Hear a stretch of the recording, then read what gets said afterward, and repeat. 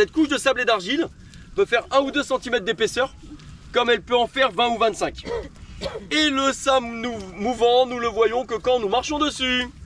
Et quand on marche dessus, c'est très simple, ça fait ce qu'on appelle un effet trampoline. Vos pieds, ils vont se mettre à bouger comme ça. Et à force de faire bouger vos pieds, les grains de sable et les grains d'argile qui étaient bien collés les uns contre les autres, ils se décollent. L'eau qui est en dessous trouve des petits espaces pour remonter. Et nous qui sommes au-dessus, on trouve des petits espaces pour descendre. Au maximum, dans les sables mouvants, ici, dans la baie du Mont-Saint-Michel, on peut s'enfoncer jusque sous les bras. On ne peut pas aller plus loin. Parce que dans un sable mouvant, c'est de l'eau et votre corps dans l'eau, il flotte. Donc quelle que soit votre taille, que vous mesuriez 1m07 ou 2m08, eh bien pour tout le monde c'est sous les bras. Mais quand on a du sable mouvant jusqu'ici, c'est quasiment impossible de sortir seul. Et le sable mouvant, il va sécher. Toute l'eau qui est en dessous va remonter. On dit que le sable mouvant, il bétonne. Il vient emprisonner vos jambes, emprisonner votre corps. Vous ne pouvez plus bouger, vous ne pouvez plus sortir. Et après, il y a un problème qui s'appelle la mort. La mort, ouais. Mais avant la mort, il y a la marée. C'est la marée qui monte et qui viendrait vous noyer. Donc n'imaginez surtout pas que vous pouvez disparaître dans un sable mouvant, ce n'est pas possible. On ne peut pas mourir étouffé dans le sable mouvant.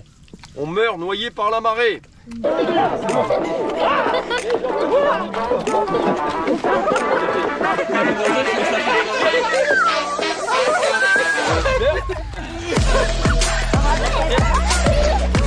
faut qu'avec une jambe, tu fasses... Non, t'es pas dit d'allonger.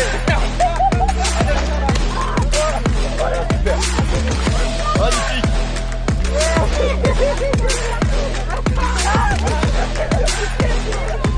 Vibration avec ta jambe droite. Voilà. Fais vibrer ton corps. Allez, fais vibrer ton corps.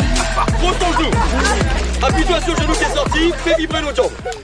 Le sable mouvant est un milieu liquide. Plus vous allez vous allonger, mieux vous allez flotter. C'est le principe de la portance. Hein. Quand on n'a que les jambes bloquées, avec une jambe, il vit sa meilleure vie. Avec une jambe, on fait des petites vibrations. Quand la première jambe sort, on vient poser le genou. On bloque le genou, on s'appuie sur le genou qui est sorti et on fait pareil avec l'autre jambe.